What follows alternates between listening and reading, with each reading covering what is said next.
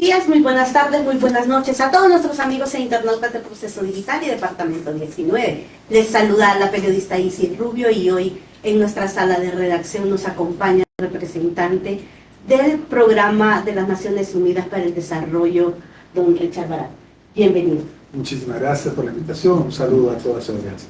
Don Richard, su periodo aquí en Honduras está por finalizar. Cuéntenos hacia dónde se dirige.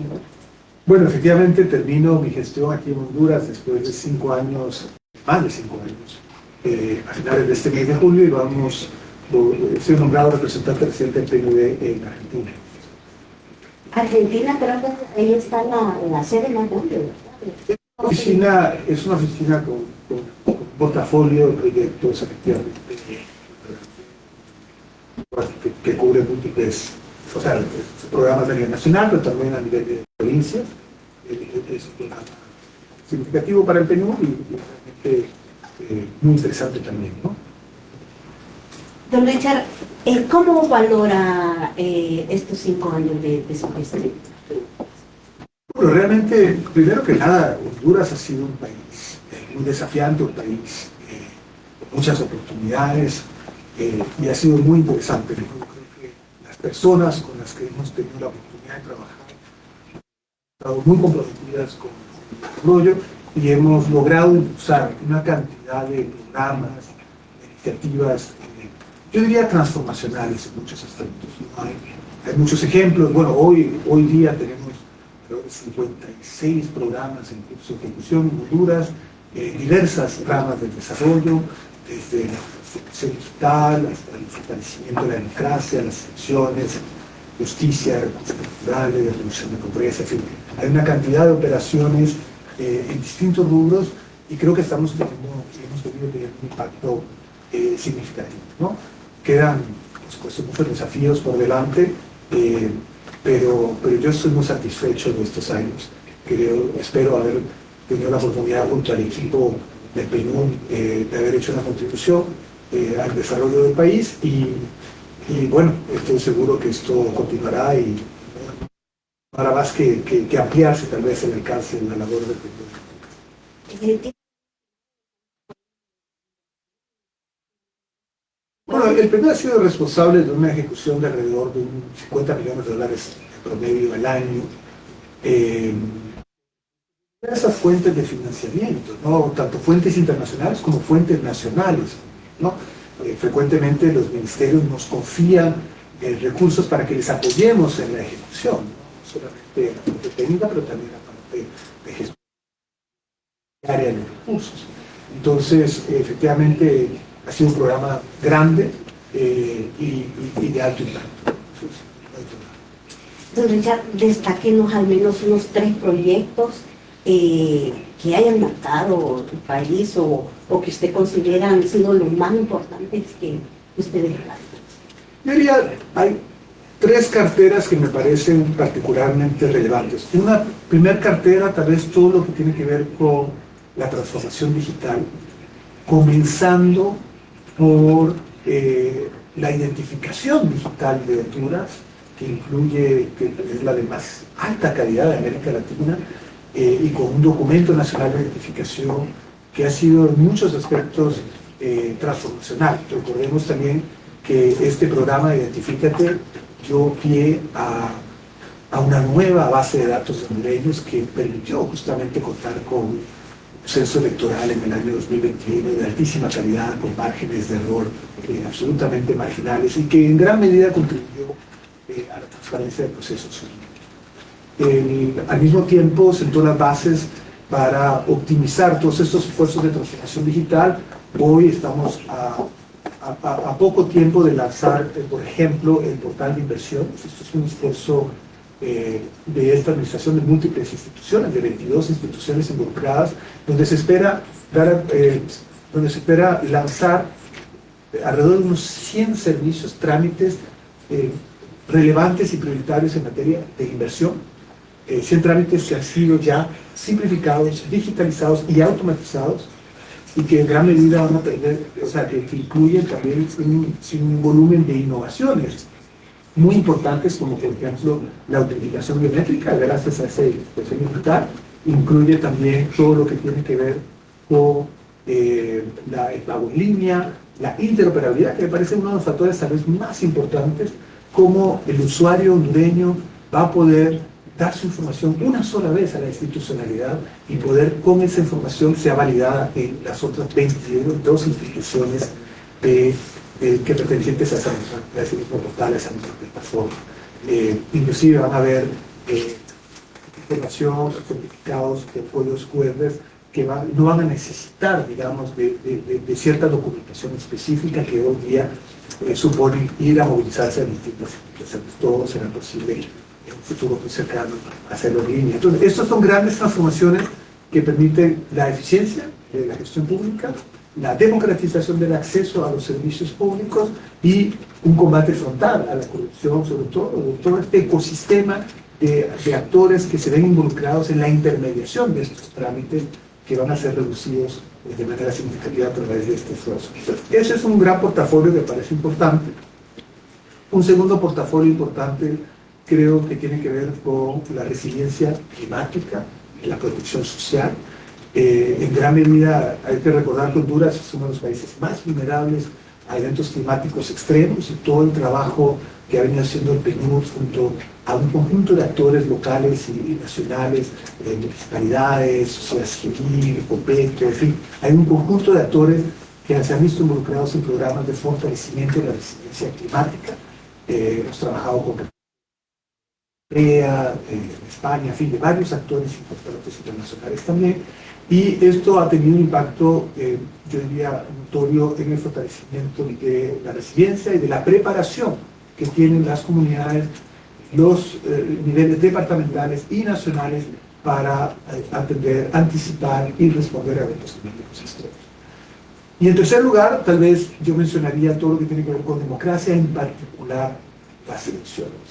Creo que la labor, también con fondos de la Unión Europea en particular y de España, hemos podido acompañar a fortalecer la institucionalidad electoral en sus distintas dimensiones y procesos y a promover, ¿no?, el combate a la violencia política, en particular contra las mujeres, a promover la participación de la ciudadanía en los procesos de construcción de las elecciones, pero por supuesto en los procesos de participación en el evento electoral. Fortalecer la comunicación con la ciudadanía y de esa forma esperamos justamente contribuir al fortalecimiento de la confianza de la ciudadanía en esos procesos electorales. Cuando nos hablaba del movimiento, ustedes fueron uno de los impulsores que estuvieron al frente cuando...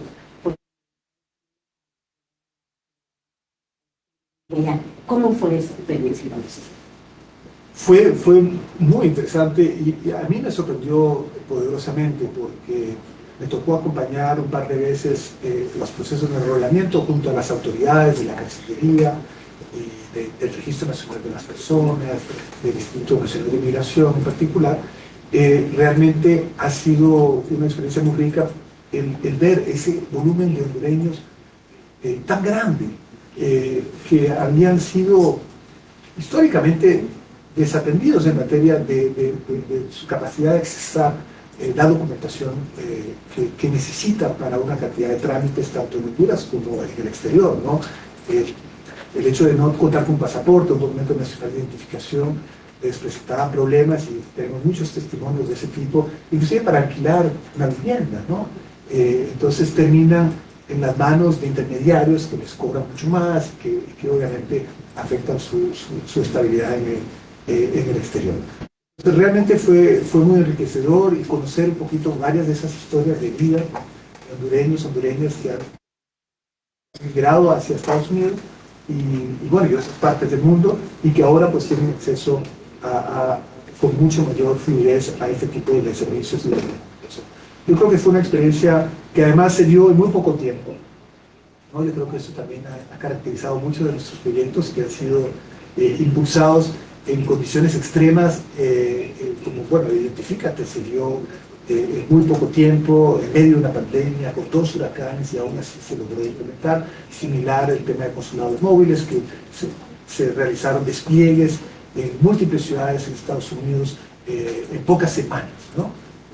2 años consecutivos. Así que yo creo que eso ha sido experiencias muy enriquecedoras, que también demuestra la capacidad que tiene Honduras de responder de manera efectiva, rápida, con elementos de innovación muy a la vanguardia de lo que uno conoce alrededor del mundo, cuando verdaderamente se lo propone, ¿no? y existe esa voluntad.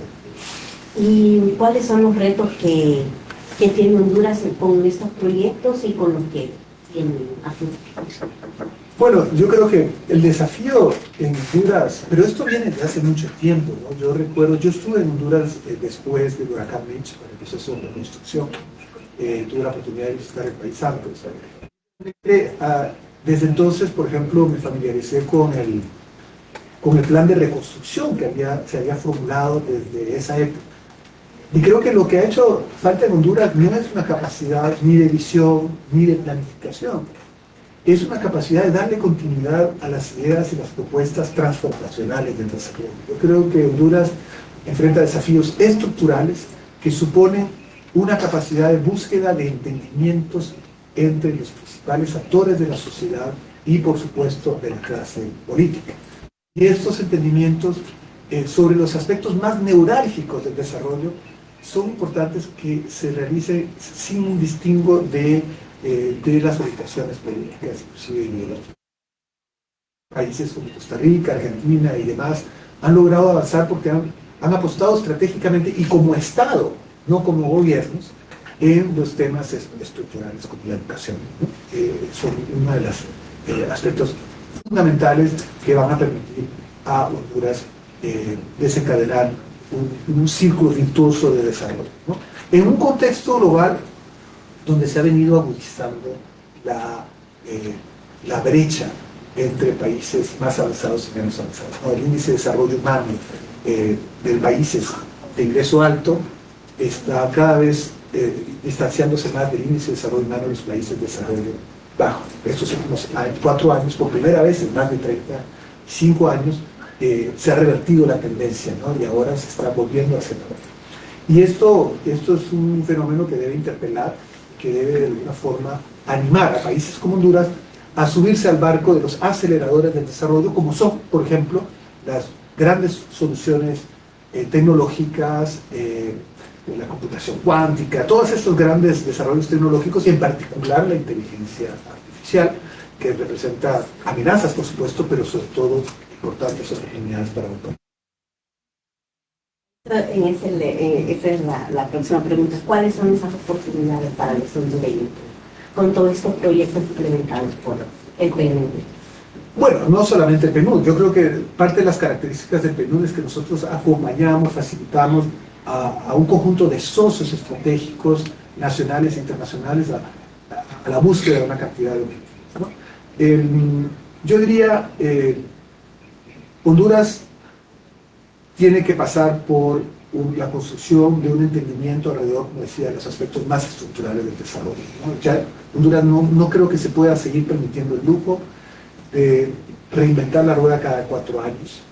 Hay una necesidad de darle continuidad a algunos aspectos neurálgicos del desarrollo, ¿no? Yo creo que eso pasa por trazar puentes y lazos entre los principales actores de la clase política, y esto es muy difícil en un contexto hondureño, regional y global, en donde la polarización social y política está incrementándose de manera alta.